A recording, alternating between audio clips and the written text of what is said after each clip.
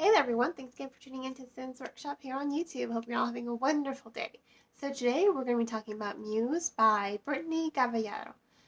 And you know what the funny thing is? I thought I already recorded this review. I was like, okay, we're done. I'm pretty caught up on my stuff. Yeah, no. But that's okay, because I have my notes, my bullet journal right here. So this will be a very good review for you guys today. But I promise I won't make it too long. Now, so Muse, it follows Claire, and it takes place in 1893 in the World's Fair in St. Cloud, not Chicago. That's already a nice twist to it.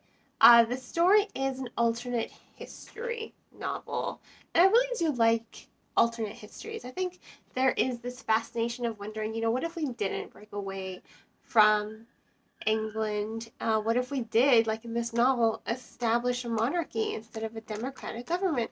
I thought that concept was really interesting. So I'm trying to get a little comfortable. I thought that concept was slightly interesting to me as a reader. And that's what I liked about it, especially with the prologue. The prologue is definitely setting up the stage. It's after the American Revolution. They're questioning this idea of having a Congress, of having senators, and they're already questioning it. They're like, oh, but what if, the things that have gone wrong, historically speaking, go wrong? So their mentality is, let's have a monarchy, let's establish our own monarchy to make our country better. Of course, there are no checks and balances. There's not saying that Congress and the Senate are perfect. They're definitely not perfect. But let's just imagine a world where tyrants can do whatever the hell they want. Let's just imagine these last 4 years, if we didn't have checks and balances. Cringeworthy. So there are checks and there are balances with having a democratic government, or even having a parliament. There are no checks and balances in this novel, and that's interesting to me. It is. Now, I will say this, it's not a terribly fast-paced story. It's kind of, I've said this before, I've used this image before. It's like you're taking a leisurely jog, you're taking in all the sights, you're absorbing all the information, but it's not weighing you down. It's actually quite interesting because the author did a really good job with her world structuring, with her economic and economic and political establishment. It's very thoughtful, it's very realistic, it's very believable. That's what I liked about it, because it didn't bore me. I'm not a history buff. I do like studying history, but it has to be on a topic that interests me. U.S. history is not super fascinating to me. To my husband, yes. To me, no. So when it comes to subjects like world history or U.S. history, I'm just like, but this novel didn't bore me, it wasn't tedious. It was written really well. I loved the structure of it because it's believable, because it's realistic in a way. Cavallaro, she reinterprets our history in a thoughtful way. She's not like undoing things, I forgot the word for it. The French, when we bought the French lands, you know what I mean. Look it up, history. But things that happened in our history did happen, but she reinterprets them in a different way through the lens and through the scope of a monarchy, of having dukedoms, of establishing lands that are being governed by specific people who really are part of the noble world class. It's not that hard to believe. And that's why I thought the story was really well done, because it's believable. Yes, it's not incredibly fast paced.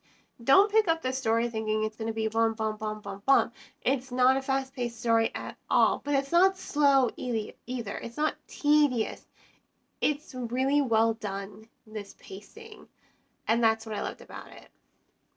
Now, as for the characterization, uh, I did like the characterization. I think Claire is a very good character, because she has a lot of faults and a lot of insecurities, but she doesn't try to think on them. So the idea is there's supposed to be some fantasy to this story.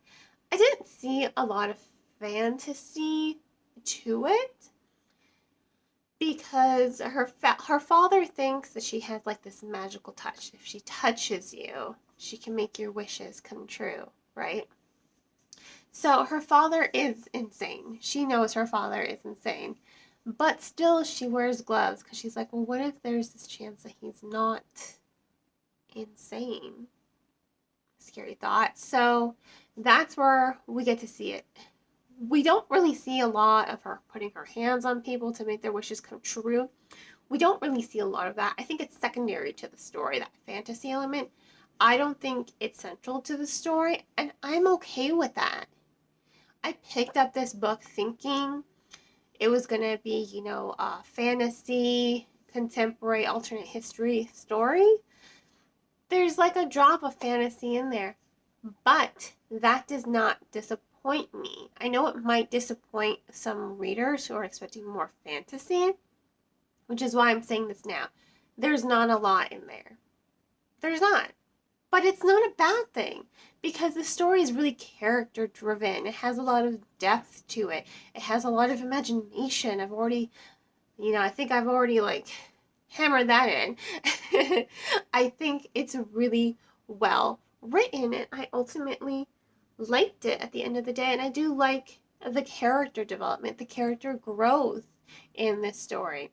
Claire, she goes from very meek. You understand why she's meek, though. Her father, again, he's delusional, he's mad, he keeps her locked up for the most part. And when their mother died, when she was a kid, he pretty much neglected her until he thought, oh, she has this magical touch, right?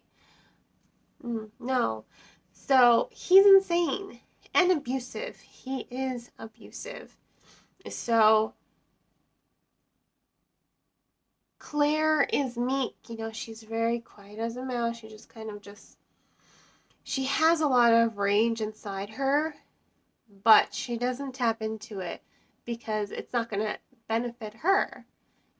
Lashing out at her father, maybe standing up for herself will, but sometimes when you're in an abusive situation, the best thing for you to do is to just bide your time until you can run away, which is what Claire's doing.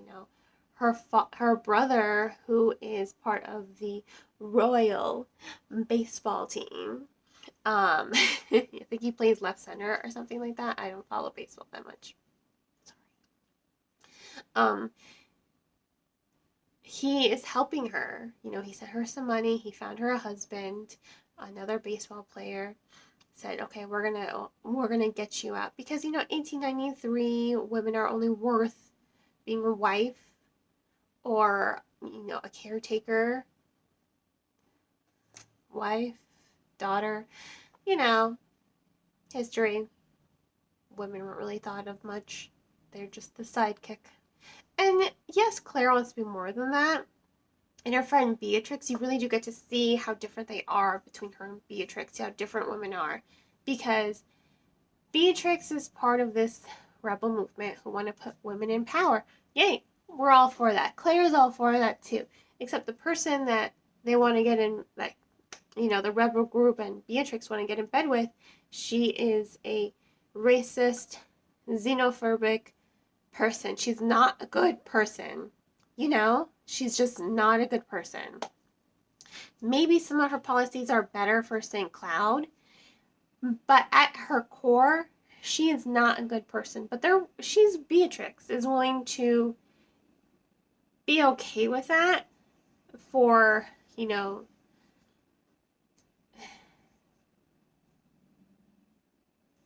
for the outcome that she wants.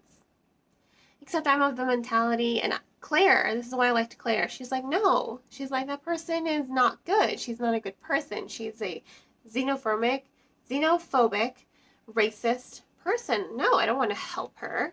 You know, she's not a good person at all. Whereas Remy Duchamp, he's a good person. He's just young. You know, he didn't really have a lot of guidance to be governor. And he's really fascinated in technology with wanting to build things. I mean, his best friend is Tesla, which I think is cool. I love the fact that Tesla's in this story.